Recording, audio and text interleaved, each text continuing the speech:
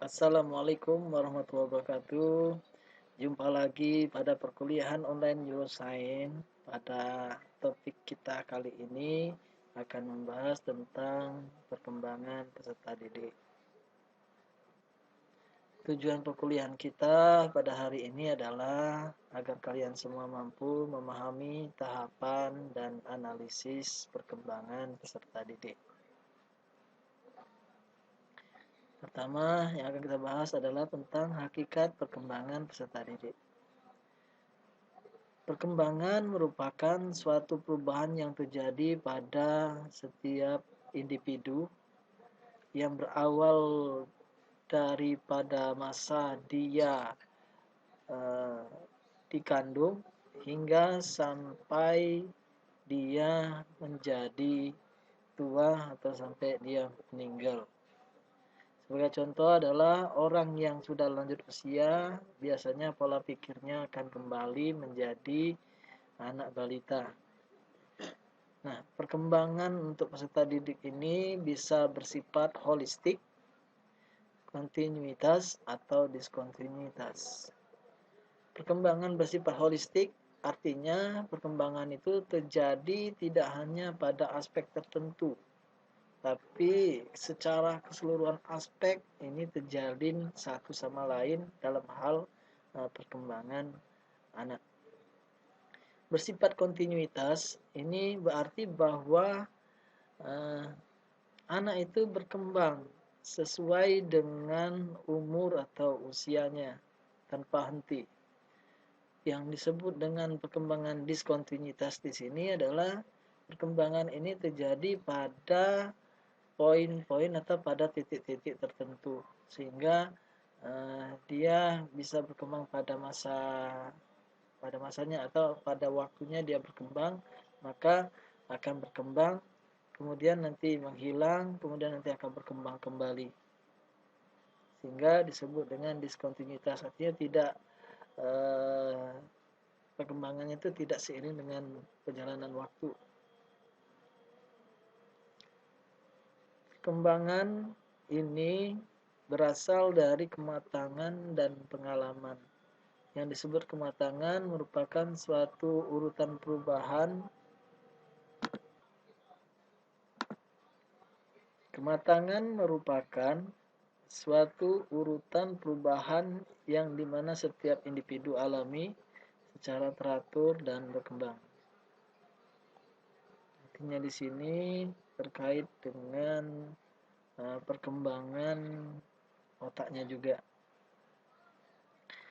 Kalau pengalaman ini merupakan suatu peristiwa yang dialami oleh individu yang diperoleh dengan berinteraksi dengan lingkungannya. Dan kata lain, kalau pengalaman ini adalah dari proses belajarnya dia.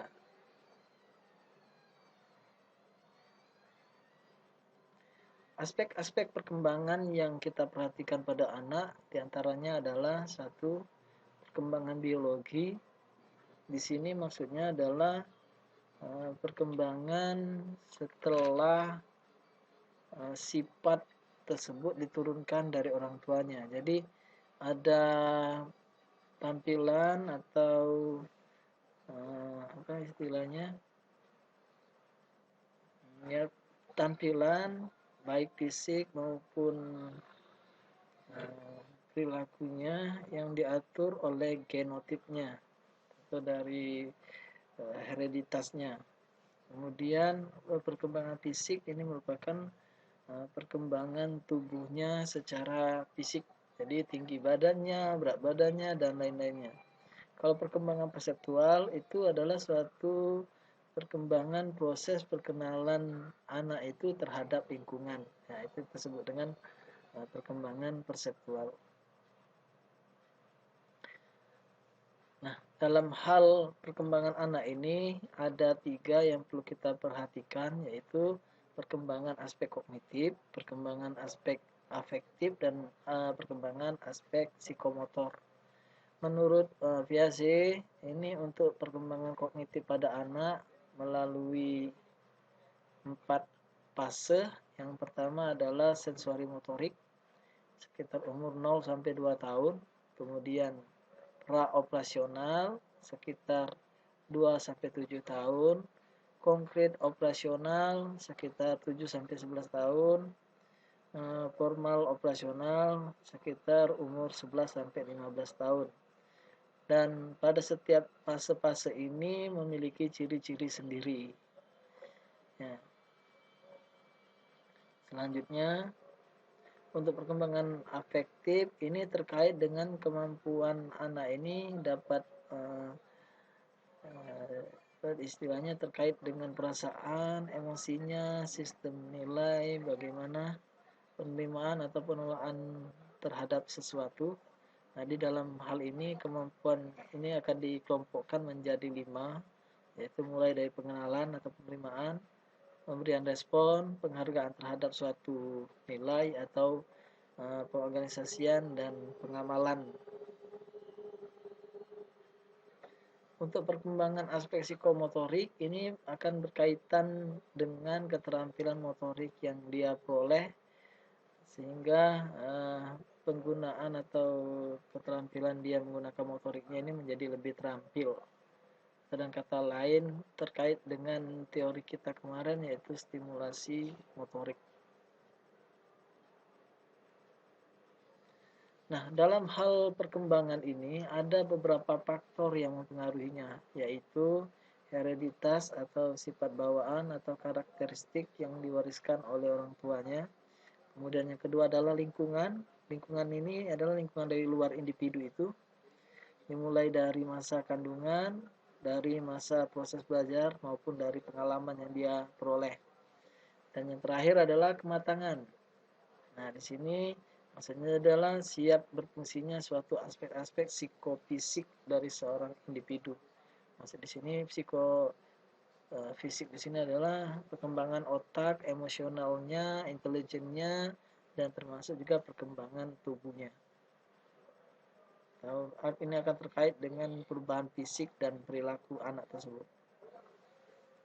Nah, yang ini adalah teori kita yang terakhir, yaitu bagaimana cara kita menganalisis perkembangan peserta didik terkait dengan macam-macam perkembangan anak yang tadi. Maka kita bagi menjadi 3, yaitu perkembangan fisik dan motorik yang perlu dianalisis. Yang kedua adalah perkembangan kognitif dan bahasa, dan yang terakhir adalah perkembangan sosio-emosi. Dalam hal ini, ketiga perkembangan ini tidak saya jelaskan secara detail. Siapa tahu bisa kita jadikan bahan untuk diskusi pada forum diskusi. Kemudian ini adalah salah satu bentuk hasil dari analisis. Nanti dalam hal menganalisis perkembangan emosi seorang anak, kita bisa melihat dia termasuk di level mana. Seharusnya dia sudah masuk di level 1 atau level 0 untuk perkembangan sosio emosi. Demikianlah perjumpaan kita pada perkuliahan online hari ini. Apabila ada hal yang mau kita diskusikan pada forum diskusi. Saya akhiri. Assalamualaikum warahmatullahi wabarakatuh. Terima kasih.